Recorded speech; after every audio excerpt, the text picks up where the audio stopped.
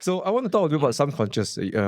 Maybe for some people this is new to them, that subconscious mind can affect their goals, affect their performance, even their experience doing the business. So your subconscious mind can prevent you from being successful. So I had many years ago, I was doing a seminar, and there was this one lady sitting in the seminar, and she was sitting like this, just looking angrily, So I was like, what's wrong with this lady? So it's like, I was just speaking and everything. And then during the tea break, I noticed something interesting about her. She was very nice to the women. She was very loving and nice with the women, but she was very rude to the men. Oh. So I thought, interesting.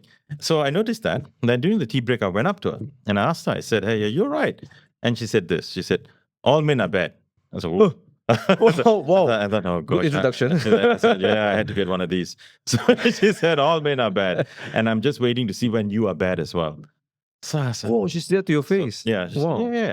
So it was interesting. So I looked at my watch, I looked at my time. I said, okay, I've got about 20 minutes to break this. Yeah. I got 20 minutes to break this, and then we start again. Yeah. So I said, okay, I got to do this quick. Yeah. Because what she has is a belief that all men are bad. It's a belief. Yeah. So what is a belief? So we're entering to the realm of the subconscious now. So think of a table like this table. The wood is your belief, and the table, the legs, are something called references. So every belief is supported by references. Now, I can't break the wood. I'm not some karate chopper. I can't break the wood, but I can pull apart the legs. So if you want to destroy a belief, you just take out the legs, and the whole belief will collapse. So her belief is that all men are bad. So I asked her, I said, hey, so she's a single mother, a small daughter, about 8 years old or something. So I said, has your daughter ever been ill? She said, yes. Did she take antibiotics? I said, yes. Man invented antibiotics. And she said, oh, but that's different.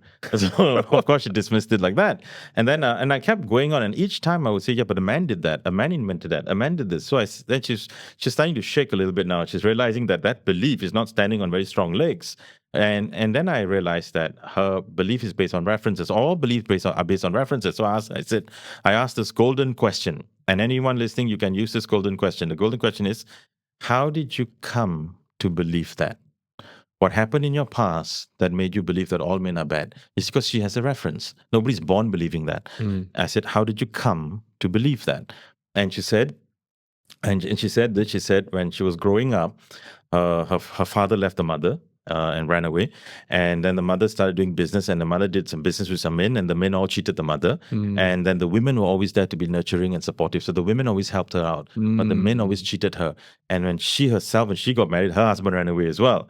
So she started, for the belief that table legs for references for men are bad kept getting stronger and stronger. Then after I started introducing to her all the good men throughout history, from Nelson Mandela to Gandhi to all that belief started to shake. Then I gave her a new belief. I said, so can we agree that some men are bad, some men are good? Like the men who's helped your daughter heal. She says, yeah, that's true. I said, so what you want to spend your life on is discovering those men that are good, and so that even your daughter can eventually marry a good man. I said, yeah, that's true. And then I went back to the session at the start again, went back to the session, and she was not completely changed, but she was a little bit nicer to the guys in the room after that. So, okay, it began. So see, the problem there was she was resisting information because she had a subconscious belief. Now, my question to everyone listening is, do you have beliefs about money, about business and all that that's stopping you from success? So if you want to be successful, get new references. And you will change the belief. So have a new belief and get new references. Let me give you one more story. There was this young man who wanted to start a business. I think it was 21 or something. And so he had this idea for his business, wanted to start a business. Everybody told him he was going to fail. His girlfriend said he's going to fail. His parents said he's going to fail. And he was so angry with everyone, was fighting with everyone, so upset. And then someone told him to go and see Jeevan Sahadevan. If he says you're going to fail, then you are going to fail. So he came to see me. So I was like, oh, okay. So then he said, so he explained the whole business idea, concept, everything to me. And he said this, so I want to ask you, so I'm a young entrepreneur. I'm 21 years old. Can I be successful? Everyone said I'm going to fail. So can I be successful? So I told him, I said, well, I'm not going to tell you if you can be successful or not. I'm going to give you homework. I'm going to give you homework. Here's your homework. I want you to go to YouTube and Google, and I want you to search for successful young entrepreneurs. Watch every video you find, read every article you find, go through everything you find, every reference. And then you come and tell me So he went off and he did that. Never saw him, didn't hear from him. And met him again, I think 6 months later, and he had started and he was doing okay, nothing so great, doing all right. And he said, "Hey, coach, I just want to say this. Thank you so much for telling me that." I said, "Why?" I decided nothing to lose. I went home, I started Googling, searching, and YouTubing and all that. I found 373 references for young, successful entrepreneurs. And I decided to go through all of them. And I realized, wow, there's so many people out there, so successful and young, I never knew. And I started my business and everything. So I said, okay, now I want to tell you something else. You cannot be angry with your parents. You cannot be angry with your girlfriend for saying all those things. You cannot be angry with your parents for saying you're going to fail. You know why? That is their reference. That's their reference. So you can't be angry with them. You are lucky to have a completely new reference now. So what am I trying to say here? All beliefs are based on references. So if you believe that you can't be successful in business, I think you got the wrong references. You need to watch today's podcast another 10 times. Then you believe differently. You need to listen to more of Thomas's podcasts, watch more of them. You need to go listen to my radio shows or whatever it is, get new references. So that's why I tell people that one of the first things you got to do to support all your new goals and ideas and beliefs is find new references. Mix with successful people. You want to be a good salesperson, mix with successful salespeople. Why do you mix with unsuccessful salespeople? They talk about how many things you can do not to be successful. So, when I wanted to be the best business coach in the country, I mixed with very good coaches. I internationally, locally, all sorts of stuff. So where are you getting your references from? If you want to lose 20 kilos in 6 months, mix with people who lost 20 kilos in 6 months. Nice. That's it. Yeah. If you want a good marriage, mix with people who have good marriages. Don't mix with the ones whose marriages flop 3-4 times. Mix with the ones who have good marriages and they have some things to tell you. So that's it. That's the subconscious part of things. So with money, business is all the same. You got to do the same thing again. You got to get better references. That's why reading books is so important, because there are very good references in there. Reading, going for courses and all that, it's really important. Autobiographies and stuff. Very important. Read good books. It sounds, one thing I got what you said was that a lot of people treat their belief like it's the truth. Yes. Yeah, but and it's not the truth. For example, why do you believe God exists? Because you have references. You prayed, God answered your prayer. Your parents taught you about God when you were young. You went to church. There are references. All beliefs are supported by references. So so if you feel that you're ugly, then go and ask your mother, "Am I handsome?" My mother will say, "Yes, you're very handsome." First reference. Don't ask your ex-girlfriend.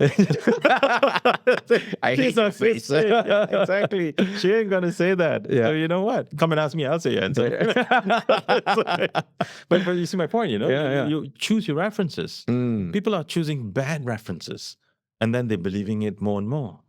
This gave me a big paradigm shift. Because I think a lot of people try to work on something, let's say lose weight, make a business successful, grow customers. But if their references and their belief is not supportive, because they operate it's gonna hijack you. Yeah, and you think that that's the truth, because belief, for most people, what I see is that they believe is the truth. Like I think if I believe I'm ugly, the truth is I'm exactly ugly. Right? That's a misery loves company. So that's why I'm saying, mix with good people. If you've got a really bad staff, a severely toxic staff, give them to your competitor. How would you want? Recommend them a job. Yeah. Hey, go work here. Go mess these guys up. But I really like that. So, would you say it's more important to work on the strategy or work on the subconscious then, if that's the case? I think the first place to work on, if you want to be successful in business, I mean, I've been coaching 24 years. Yes. And, had so many people go through my program. So the first place to start is goals. You got to have goals. You got to know what is the target you want to hit. If you don't have goals, let me tell you this, people will have goals for you. Society will have goals for you. Instagram will have goals for you. The algorithms will have goals for you. So you got to know what's your goal. I very often, when someone comes to see me and say, "Coach, can you help me?" And I say, "What's your goal for 2025, 2026, 2024, whatever it is?" And they will often say, "I don't know, I haven't said it yet." So well, there you go. You got to have a goal. So imagine you say, you want to go to Penang. First thing is, where are you going to stay? You can't just say, "Let's just drive and see what happens." Well, you could do that, but it's a difficult way to live. Everything may be fully booked. And then you got to sleep in your car or something. So, but have a goal. And when you have goals, you notice the first thing that happens, your shoulders start to relax. Because now you're like, okay, I know what my year is about. You're excited. Every client of mine has a minimum or an average of about 4 to 5 goals. Every one of them, business, personal combined for the year, really a maximum of 5 goals. Why not more than that? Okay, so if you're going to set goals, you can set up to 10. I notice you do more than that, you lose focus. But as you become very experienced at setting and achieving goals, have less. Have less goals, but bigger goals. Interesting. Much bigger goals, but less. Because, you don't want to dilute your focus. So, you could start with 10 if your first experience of goal setting and all that, start with about 9, 10 goals. Then later down the road, you'll have 3 to 5. So, and that keeps you very sharp, very focused, and you win. But have those goals. So once you set goals, then, so let me make it very simple for you. 3 things here. So just take note of this. Number 1, write down your goals. Number 2, make plans to achieve them. Number 3, work on your plans every single day. That's it. See, that's how simple it is. That's it. But most often people write the goal. Very little people make plans. Make a plan. Yeah. And so even little people do one thing a day to get. Most people just, the slightest resistance, they let it go.